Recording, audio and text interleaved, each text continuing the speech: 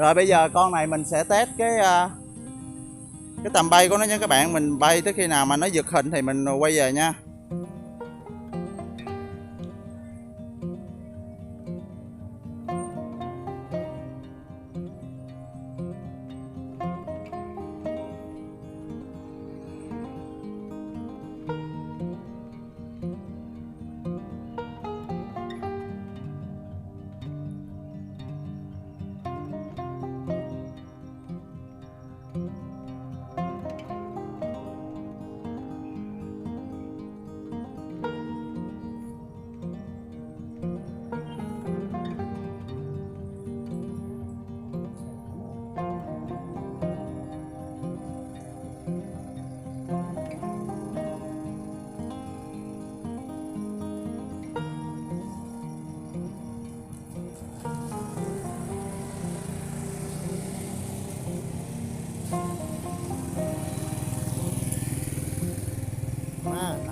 Một luôn coi, đẹp ghê luôn.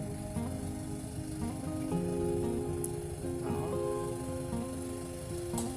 Hình thật ở dưới. Cái này là hình thật ở dưới hay là qua vệ tinh? hình thật nó luôn đó nha anh. Hình thật luôn rồi.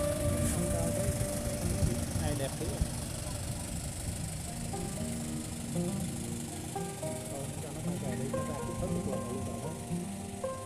Đó.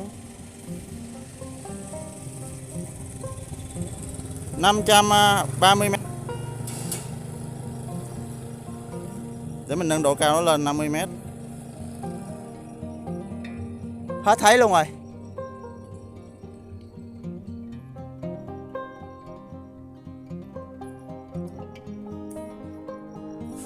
Khi nào nó giật hình thì mình đẩy về nha các bạn.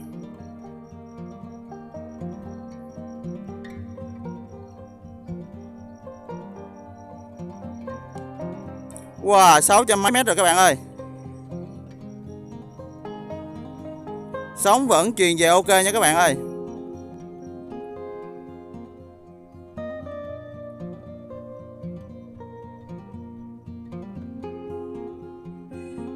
Rồi nó bắt đầu giật rồi các bạn ơi.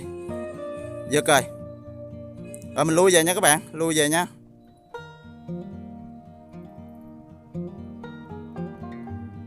Bảy 700m nha các bạn ơi. Khoảng cách truyền hình ảnh nó là 700m nha.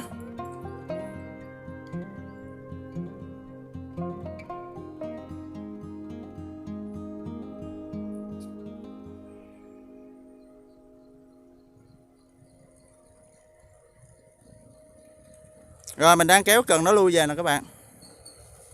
Nè thấy anh lui về là cái khoảng cách nè. Cái đây là cái khoảng cách của mình tới Flycam, còn này là độ cao. Còn cái cột bên đây là cái tốc độ của nó. Thấy không? Tốc độ.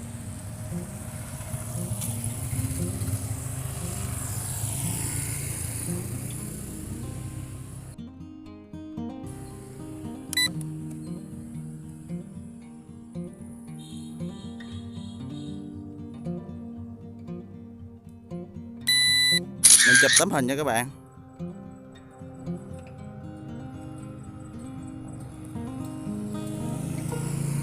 Đi xéo rồi, nó đi xéo rồi. Này mình tập bay mà.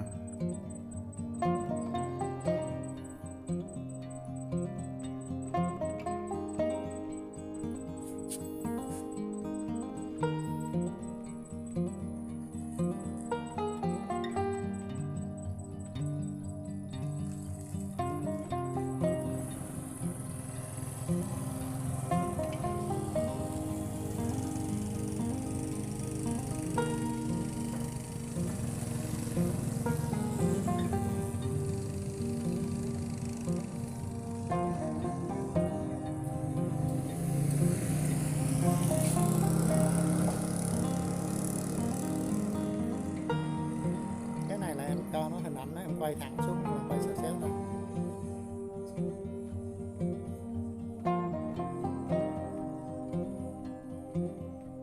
Rồi bây giờ mình hạ độ cao nha các bạn.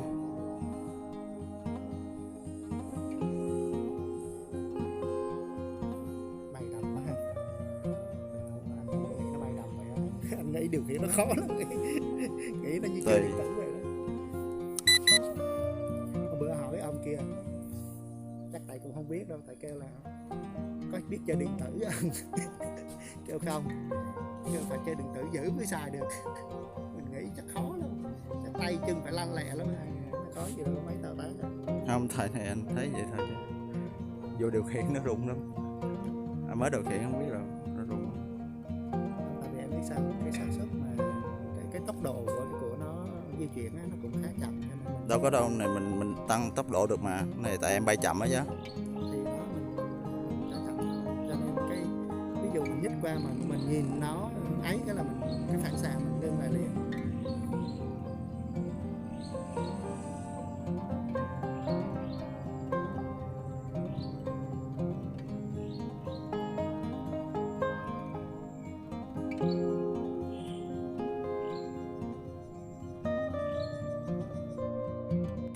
The aircraft is in low power.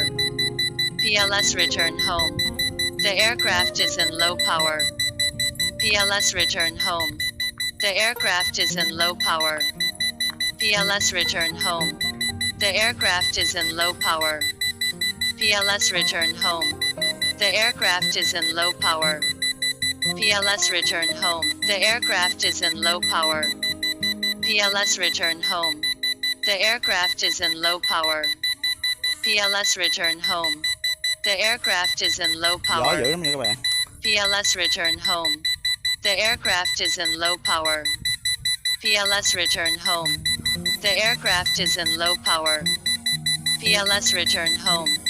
The aircraft is in low power. PLS return home. The aircraft is in low power. PLS return home. The aircraft is in low power. PLS return home. The aircraft is in low power. PLS return home. The aircraft is in low power. PLS return home. The aircraft is in low power. PLS return home.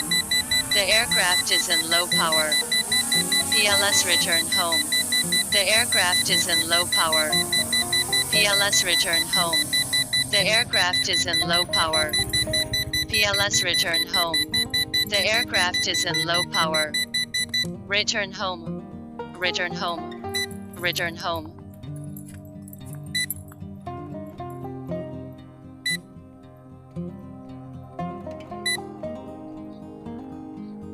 Cancelled return.